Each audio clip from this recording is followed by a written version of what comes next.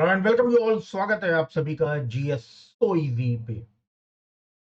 मैं हूं कबीर सर। पिछले 16 वर्षों से आप जैसे अभ्यर्थियों को मार्गदर्शन देने का सौभाग्य प्राप्त हुआ।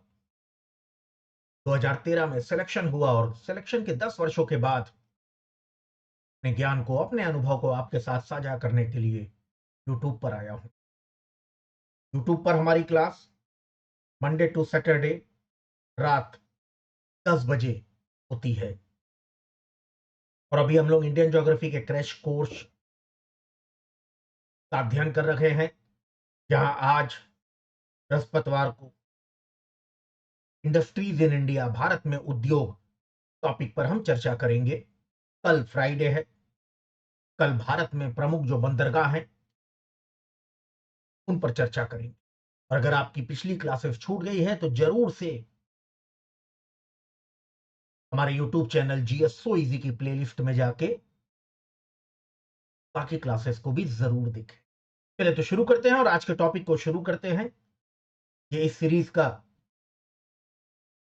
10वां अध्याय है, जहां हम लोग भारत में उद्योग के सभी महत्वपूर्ण प्रश्नों को देखेंगे।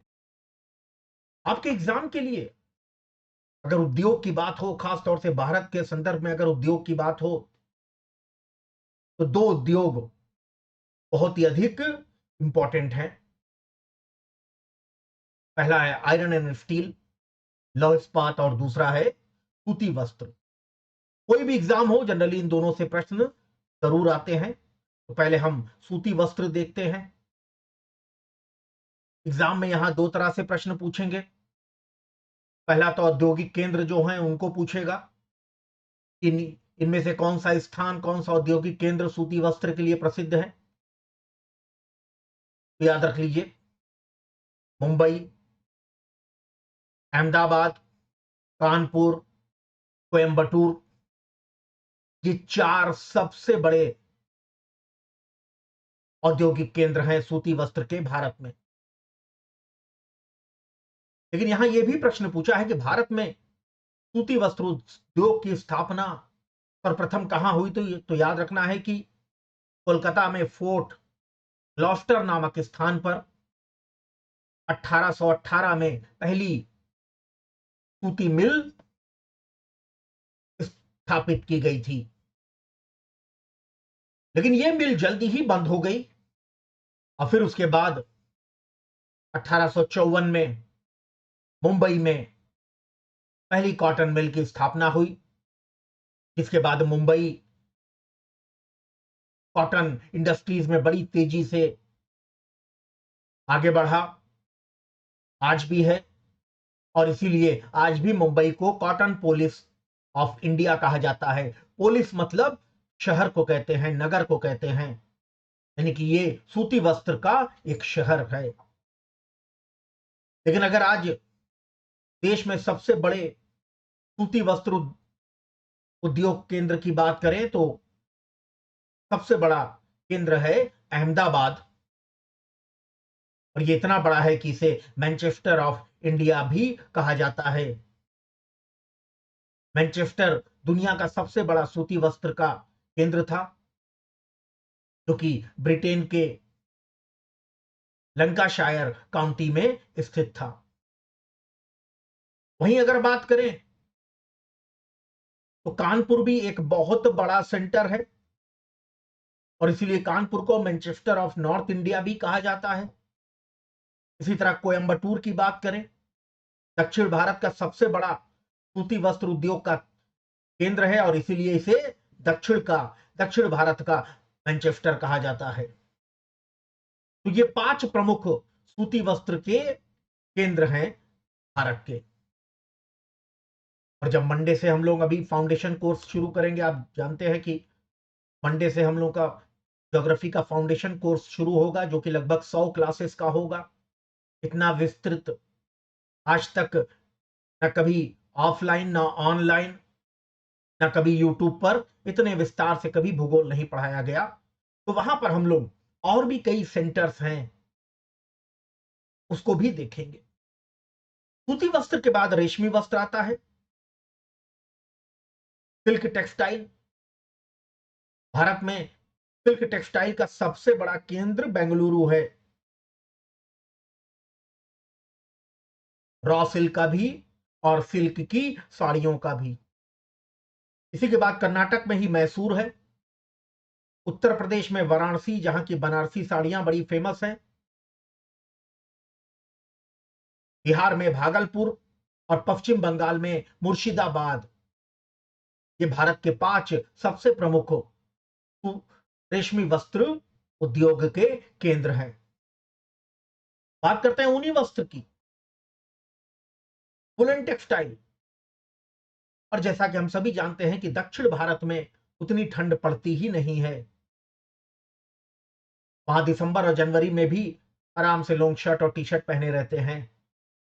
तो ठंड पड़ती है उत्तर भारत में, और इसीलिए ऊनी वस्त्र के ज्यादातर केंद्र जो हैं, औद्योगिक केंद्र उत्तर भारत में है, जिसमें भारत में नंबर 1 स्थान है पंजाब के लुधियाना का। लेकिन इसी तरह खास और से अगर आप यूपी पीसीएस देते हैं तो कानपुर भी खूब पूछा है। इसका मतलब कानपुर एक ऐसा शहर है, एक ऐसा औद्योगिक केंद्र है जो सूती वस्त्र और ऊनी वस्त्र दोनों के लिए जाना जाता है। इसके अलावा श्रीनगर हो गया, जयपुर हो गया, ये सब स्थान भी ऊनी वस्त्र के लिए प्रसिद्ध हैं।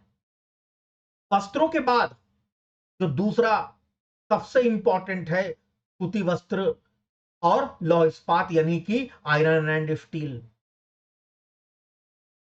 आयरन एंड स्टील के लिए मेनली 2 रॉ मटेरियल्स की जरूरत पड़ती है। पहला तो खुद आयरन यानी कि लोहा, और दूसरा इसको पिघलाने के लिए कोयला। तो सामान्यतः जो भी लौह इस्पात के केंद्र हैं, या तो कोयला क्षेत्र में होते हैं या लौह अयस्क क्षेत्र में होते हैं। अगर बात करें झारखंड की, छत्तीसगढ़ की, उड़ीसा की, बंगाल की, इन 5 राज्यों में खूब लोहा भी है और खूब कोयला भी है। बंगाल में लोहा नहीं है, लेकिन आसपास लोहे का क्षेत्र है, और बाकी रानीगंज में बहुत बड़ी कोयले की माइंस है। अगर बात करें झारखंड की, झारखंड सबसे बड़ा सेंटर है लौह इस्पात का। यहीं पर बोकारो स्टील प्लांट स्थित है, और यहीं पर प्राइवेट सेक्टर की सबसे बड़ी कंपनी टिस्को भी स्थित है जमशेदपुर में। जमशेदपुर लेकिन बहुत बड़ा है। ये जमशेदपुर के पास स्थित है, उसका नाम है उस स्थान का साकची। तो ऐसे में कभी कभी क्वेश्चन का लेवल टफ करता है, तो जमशेदपुर ना देके साकची दे देगा और हम कंफ्यूज हो जाएंगे। इसके अलावा एग्जाम में यह भी पूछा है कि टिस्को की स्थापना कब हुई थी। तो कल मैंने बताया था, जब हम लोग मिनरल्स इन इंडिया टॉपिक पढ़े थे, 1907 में टिस्को की स्थापना हुई थी। इसके बाद मैंने ये भी बताया था कि इनको जो लोहा मिलता है, ये कहां से मिलता है, गुआ और नावमुंडी से। और इनको कोयला कहां से मिलता है, झरिया से।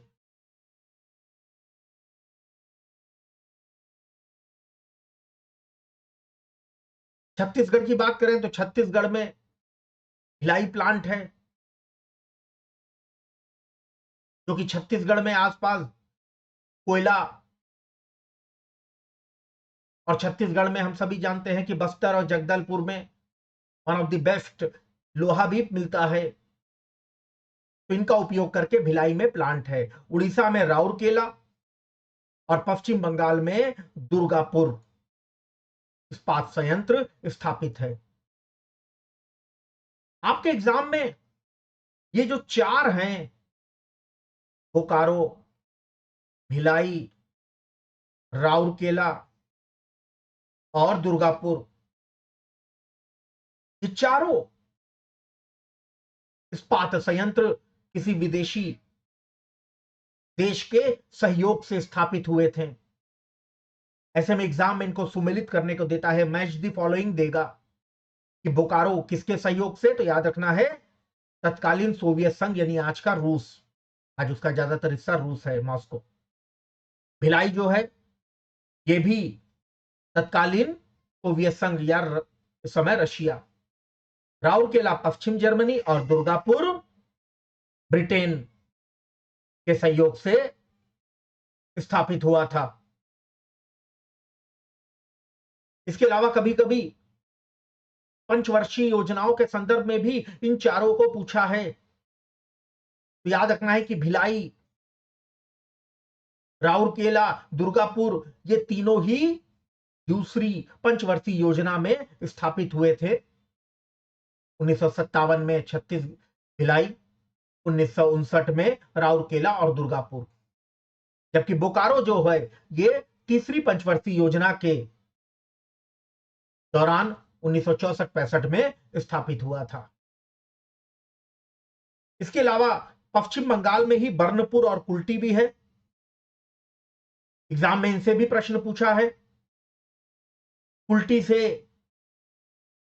एक और इंपॉर्टेंट प्रश्न है कि 1870 में यही भारत का पहला स्टील प्लांट था, और ये दोनों ही बर्नपुर और कुल्टी ये पश्चिम बंगाल के आसनसोल जिले में स्थित है, जिसके पास ये दुर्गापुर भी है, और ये तीनों ही रानीगंज के कोयले का उपयोग करते हैं। इसके अलावा हम लोगों ने देखा था कि कर्नाटक में भी लोहा, अच्छी किस्म का लोहा कुद्रेमुख और बेल्लारी में पाया जाता है, और इन्हीं दोनों रॉ मटेरियल का उपयोग करते हुए कुद्रेमुख के पास ही भद्रावती में विश्वेश्वरैया स्टील प्लांट की स्थापना की गई। और इसी तरह बेल्लारी में भी विजयनगर स्टील प्लांट की स्थापना की गई। तो Vijayanagar steel plant, Bellary steel plant और भद्रावती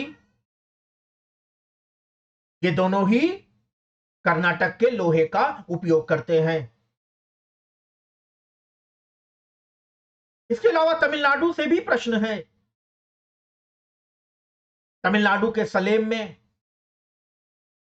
मिश्र धातु यानी स्टेनलेस स्टील का भारत का सबसे बड़ा कारखाना है, उद्योग है। ये सभी आयरन एंड स्टील के भारत के महत्वपूर्ण केंद्र रहे हैं। इनसे आज भी खूब उत्पादन हो रहा है। इसके बाद देखा जाए वाहन उद्योग, भारत इस मामले में काफी फॉर्चुनेट है, भाग्यशाली है कि भारत में कई ऐसे शहर हैं जो कि वाहन उद्योग के लिए प्रसिद्ध हैं, जिनमें प्रमुख है पुणे, जहां बजाज, महिंद्रा एंड महिंद्रा, टाटा की car, Force, Volkswagen, Fiat, Mercedes इन सब के प्लांट स्थित है। चेन्नई, जहां Ashok Leyland, TVS, Royal Enfield, Isuzu इनकी यूनिट्स हैं। इसी तरह गुरुग्राम में ज्यादातर पूर्वी एशियाई देशों की जो कंपनियां हैं, चाहे जापान की या कोरिया की, इनमें से ज्यादातर गुरुग्राम में है। जैसे कि मारुति है, सुजुकी है, हीरो है, हुंडा है, हुंडई है, ये सब गुरुग्राम में केंद्रित है। इसी तरह अगर ट्रक्स की बात करें, टाटा के ट्रक्स की, तो ट्रक्स मेनली दो ही कंपनियां बनाती हैं। टाटा की ट्रक्स जमशेदपुर में बनती है और अशोक लेलैंड की ट्रक्स चेन्नई में बनती है। तो ये भारत के 4 प्रमुख वाहन केंद्र हैं। आगे बढ़ते हैं, लेकिन याद रखना है कि ये हमारा भूगोल का, इंडियन ज्योग्राफी का क्रैश कोर्स चल रहा है, जहां हम जल्दी जल्दी चीजों को देख रहे हैं शॉर्ट टाइम में। लेकिन हमारा ज्योग्राफी का जो फाउंडेशन कोर्स है, जो कि लगभग 100 क्लासेस का होगा, अब तक का सबसे बड़ा, और वो भी फ्री। तो ये हमारा फाउंडेशन कोर्स मंडे से स्टार्ट होगा, 9 अगस्त से लाइव होगा और रात में 10 बजे होगा।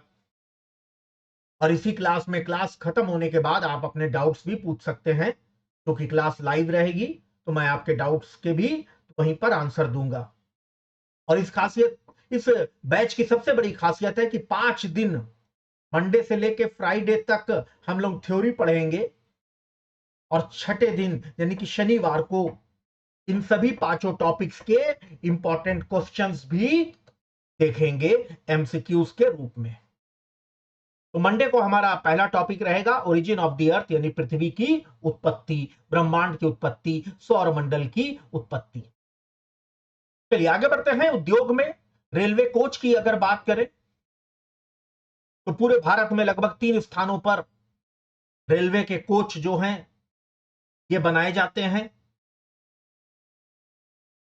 आरसीएफ कपूरथला पंजाब में,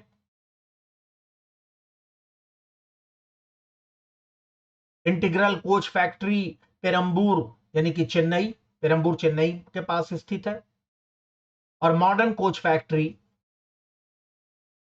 उत्तर प्रदेश के रायबरेली में। इसी तरह अगर रेलवे इंजन की बात किया जाए तो सीएलडब्ल्यू चितरंजन जो कि वेस्ट बंगाल में स्थित है, बीएलडब्ल्यू वाराणसी यूपी में स्थित है, इसे पूर्व में डीएलडब्ल्यू कहा जाता था। और इसके अलावा देश भर में भेल की भी कई यूनिट्स हैं, जैसे कि भोपाल, भेल भोपाल, ये भी रेलवे के इंजन का निर्माण करते हैं। इसके अलावा मधेपुरा में भी इलेक्ट्रिक इंजन का निर्माण होता है और छपरा के मढ़ौरा में भी डीजल इंजन का निर्माण होता है। तो ये 5-6 प्रमुख केंद्र हैं रेलवे इंजन के। तो कोच हो गया, इंजन हो गया, नेक्स्ट इंपॉर्टेंट कंपोनेंट है रेलवे का पहिया और धुरी। पहिया जिस पर घूमती है उसे धुरी कहते हैं, यानी कि व्हील एंड एक्सल प्लांट। इसमें 2 प्रमुख सेंटर हैं, पहला बेंगलोर के पास येलहंका और दूसरा छपरा में लालू जी ने स्थापित किया था बेला में पहिया और धुरी की यूनिट। बात करते हैं चमड़ा उद्योग की। तो चमड़ा उद्योग के लिए देश के 2 सबसे बड़े जो सेंटर हैं ये है उत्तर प्रदेश का कानपुर और उत्तर प्रदेश का आगरा। इसके अलावा जितने भी बड़े शहर हैं, चाहे वो दिल्ली हो, कोलकाता हो, चेन्नई हो, मुंबई हो, सभी जगह कुछ ना कुछ चमड़ा उद्योग का कार्य जरूर होता है, लेकिन कानपुर और आगरा का अपना एक विशिष्ट स्थान है। इसी तरह कांच की बात करें या शीशा की बात करें, शीशे की चूड़ियों की बात करें, तो उत्तर प्रदेश में फिरोजाबाद और शिकोहाबाद देश भर में सबसे इंपॉर्टेंट है। खेल कूद के सामान की बात करें, स्पोर्ट्स गुड्स की बात करें, तो पंजाब में जालंधर और उत्तर प्रदेश में मेरठ बहुत इंपॉर्टेंट है। और अब धीमे धीमे जम्मू भी विकसित हो रहा है।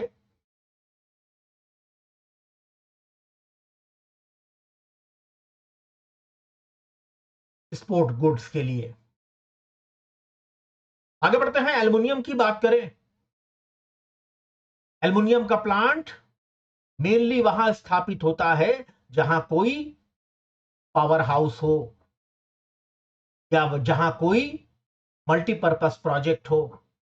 क्यों? क्योंकि कल ही हम लोग ने देखा था कि एल्युमिनियम बॉक्साइट से निकलता है, बॉक्साइट एल्युमिनियम ऑक्साइड है, और इसी से एल्युमिनियम निकलता है।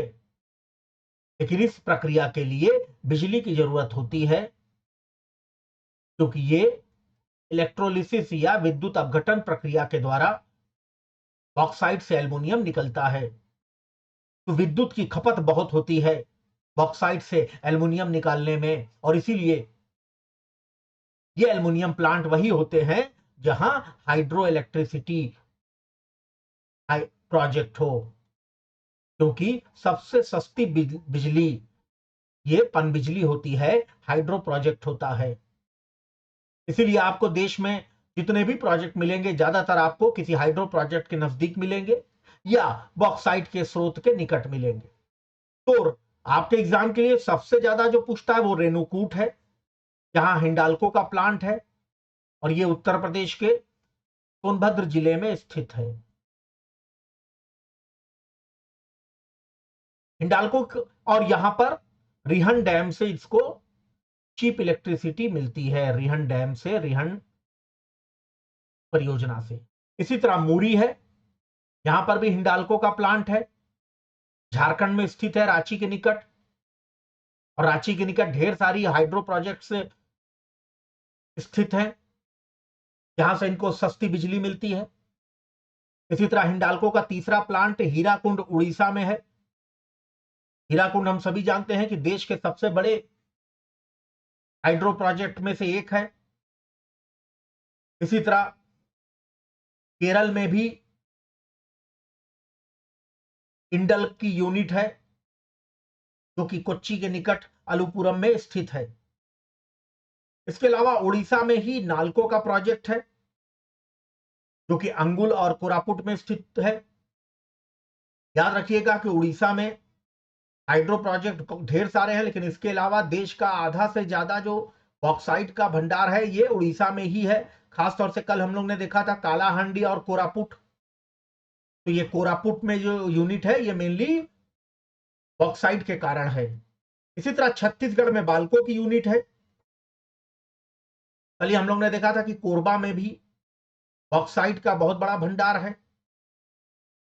और इसी तरह जब मैटूर में आएंगे, मैटूर तमिलनाडु में है, तो यहीं पर मैटूर डैम है। और इस मैटूर डैम का उपयोग करके यहां पर माल्को यानी कि मद्रास एल्युमिनियम कंपनी की स्थापना की गई थी। यहां ढेर सारे हैं, लेकिन सबसे इंपॉर्टेंट कौन है?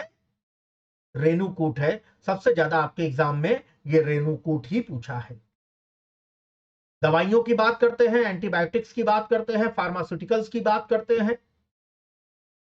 आपके एग्जाम में जो सबसे ज्यादा पूछा है वो पुणे के निकट पिंपरी है, सबसे ज्यादा यही पूछा है। लेकिन इसके अलावा पूरा गुजरात, खासतौर से अहमदाबाद वाला क्षेत्र, ये दवाइयों के लिए प्रसिद्ध है, फार्मास्यूटिकल्स के लिए फेमस है। क्यों? क्योंकि फार्मास्यूटिकल्स का जो मेन रॉ मटेरियल होता है, ये होता है मिनरल ऑयल। खासतौर से मिनरल ऑयल जो रिफाइनरीज होती हैं, तेल शोधक कारखाना जो होते हैं, वहां से कई ऐसे केमिकल्स निकलते हैं जिनका उपयोग दवाइयों बनाने में होता है। इसीलिए अहमदाबाद में ढेर सारा, हम सभी जानते हैं, ऑयल रिफाइनरीज भी हैं। विदेशों से भी जो पेट्रोल कच्चा तेल आता है, ये गुजरात में रिफाइन किया जाता है। तो इसीलिए गुजरात में ढेर सारी एंटीबायोटिक्स और फार्मास्यूटिकल्स की यूनिट्स हैं। इसके अलावा हिमाचल प्रदेश के बद्दी और सोलन में भी मेनली टैक्स हॉलीडे के कारण यहां पर ढेर सारी यूनिट्स स्थापित की गई है, खासतौर से बद्दी में। और उत्तर प्रदेश में कानपुर प्रसिद्ध है दवाइयों के निर्माण के लिए। आगे बढ़ते हैं, लेकिन मेरी अन्य सभी क्लासेस अगर आप देखना चाहते हैं तो मेरे चैनल जीएस सो इजी को सर्च करें और प्लेलिस्ट में जाएं। और जब आप प्लेलिस्ट में जाएंगे तो ढेर सारी मेरी सीरीज प्लेलिस्ट में मिलेगी, चाहे फिजिक्स और केमिस्ट्री का मैराथन हो, चाहे बायोलॉजी के चैप्टर वाइज एमसीक्यू क्लासेस हो। ये जो क्रैश कोर्स है इंडियन ज्योग्राफी का, ये भी आपको सारी क्लासेस यही मिलेंगी। फिजिकल ज्योग्राफी के एमसीक्यूज की सारी 26 क्लासेस यही मिलेंगी। और मंडे से इसी में एक और सीरीज जुड़ जाएगी, ज्योग्राफी थ्योरी के फाउंडेशन क्लास की प्लेलिस्ट, तो ये भी यही मिलेगी। तो अगर आपको मेरी क्लासेस नहीं मिलेंगी तो आप चैनल में जाके ये प्लेलिस्ट को क्लिक करेंगे तो सारी क्लासेस आपको मेरी। आगे बढ़ते हैं, बात करते हैं उर्वरक या फर्टिलाइजर्स की। वैसे एग्जाम में जनरली एक ही पूछता है, सिंदरी। ये सिंदरी झारखंड के धनबाद के पास स्थित है और ये भारत का पहला उर्वरक कारखाना भी है। लेकिन अगर उत्तर प्रदेश पीसीएस की बात करें तो प्रयागराज के निकट फूलपुर, गोरखपुर, आंवला, बरेली के निकट ये तीनों उर्वरक के बहुत बड़े केंद्र हैं। इनमें से ज्यादातर जगह इफ्को की यूनिट स्थापित है। इसके अलावा उर्वरक के लिए भी मिनरल ऑयल्स की जरूरत होती है, इसीलिए गुजरात में भी उर्वरक के आपको ढेर सारे कारखाने मिलेंगे। खासतौर से गुजरात के कलोल में और जामनगर में। बात करते हैं शुगर इंडस्ट्रीज की। शुगर इंडस्ट्रीज वही होगी जहां गन्ने की खेती होगी,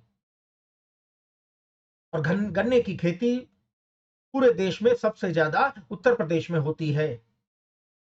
उत्तर प्रदेश में भी अगर देखें तो खास तौर से जो दो स्थान हैं, एक तो तराई क्षेत्र और दूसरा पश्चिमी उत्तर प्रदेश, ये दोनों क्षेत्र गन्ना के लिए पूरे दुनिया में प्रसिद्ध हैं, और इसीलिए जो शुगर इंडस्ट्रीज हैं ये यही दो जगह आपको मिलेंगी।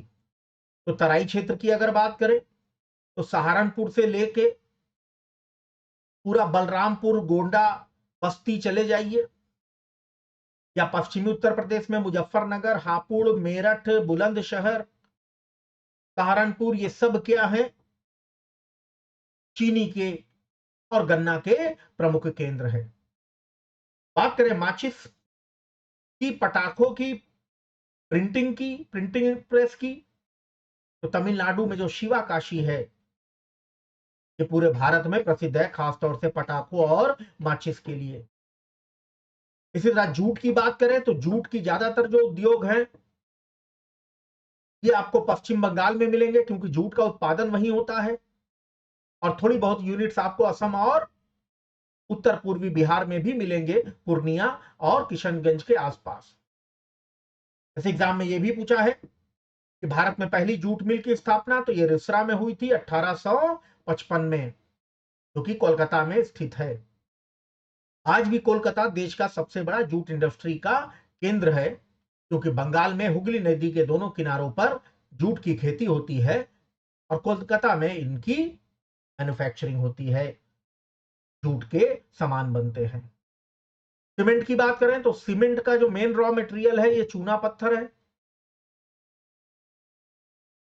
लाइमस्टोन है, और इसीलिए जहां पर भी चूना पत्थर की चट्टान होगी सीमेंट उद्योग वहां स्थापित कर दिया जाता है, जैसे उत्तर प्रदेश के चुर्क और मिर्जापुर में जहां विंध्य पर्वत गुजरती है लाइमस्टोन की, राजस्थान के लखेरी में, मध्य प्रदेश के सतना, कटनी, मैहर, ये सभी विंध्य पर्वत में स्थित है, झारखंड में खिलारी, और गुजरात का पोरबंदर, ये 5 प्रमुख राज्य हैं जो कि सीमेंट उद्योग के लिए प्रसिद्ध हैं।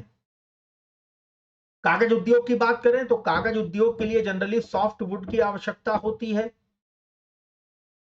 लेकिन भारत में सॉफ्ट वुड उतना नहीं है, इसलिए बांस का उपयोग किया जाता है। तो जनरली जहां बांस होते हैं वहां पर कागज उद्योग स्थापित होते हैं। इनमें जो सबसे फेमस है पश्चिम बंगाल में टीटागढ़ है, तेलंगाना में एक जगह है सिरपुर, ये कागज उद्योग के लिए इतना प्रसिद्ध हुआ कि इसका नाम बदल के ही कागज नगर कर दिया गया। उत्तर प्रदेश में शिवालिक की पर्वत चोटियों से मुलायम लकड़ी आती है, चीड़ की, देवदार की, और इसीलिए तराई क्षेत्र में सहारनपुर में आपको कागज के कारखाने मिलेंगे। मध्य प्रदेश में नेपानगर और महाराष्ट्र के बलरामपुर, चंद्रपुर और नासिक भी कागज के बहुत इंपॉर्टेंट केंद्र हैं। लेकिन कागज के भी कई उपयोग हैं, कागज की नोट भी बनती है, कागज की किताबें भी बनती हैं, कॉपी भी बनती हैं, अखबार भी बनता है, कागज के कई उपयोग हैं। तो ऐसे में पूछा है कि नेपा नगर किसके लिए फेमस है। याद रखना है कि जो अखबार बनता है, जो अखबारी कागज होते हैं, नेपा नगर उसके लिए प्रसिद्ध है। और जो नासिक है, नासिक मेनली नोट के लिए, मुद्रा के लिए या स्टैम्प पेपर के लिए प्रसिद्ध है। आगे बढ़ते हैं, हम अपने अंतिम पड़ाव की ओर आ रहे हैं। तेल शोधन कारखाना। सामान्यतः जो भी पेट्रोल निकलता है, खनिज तेल निकलता है, ये काले कीचड़ की तरह होता है, लेकिन तेल शोधन कारखाना में इसको रिफाइन किया जाता है, और रिफाइन करने के बाद पेट्रोल को अलग किया जाता है, डीजल को अलग किया जाता है, केरोसिन को अलग किया जाता है, मोबिल को अलग किया जाता है। क्योंकि 82% कच्चा तेल हम इंपोर्ट करते हैं, और ये इंपोर्ट जो होता है ये बड़े बड़े जलपोत से होता है। इसीलिए ज्यादातर तेल शोधक कारखाना आपको तटीय इलाके में बंदरगाह के पास मिलेंगे, लेकिन कुछ अंदर भी स्थापित किए गए हैं जो कि मार्केट ओरिएंटेड है। जामनगर दुनिया की सबसे बड़ी ऑयल रिफाइनरी रिलायंस की गुजरात के जामनगर में है। मुंबई बंदरगाह के पास, चेन्नई बंदरगाह के पास, नागापट्टनम बंदरगाह के पास, मैंगलोर बंदरगाह, कोच्चि बंदरगाह, हल्दिया बंदरगाह, विशाखापट्टनम बंदरगाह, पाराद्वीप बंदरगाह, ये सभी समुद्र के किनारे बंदरगाह पर स्थित ऑयल रिफाइनरीज है।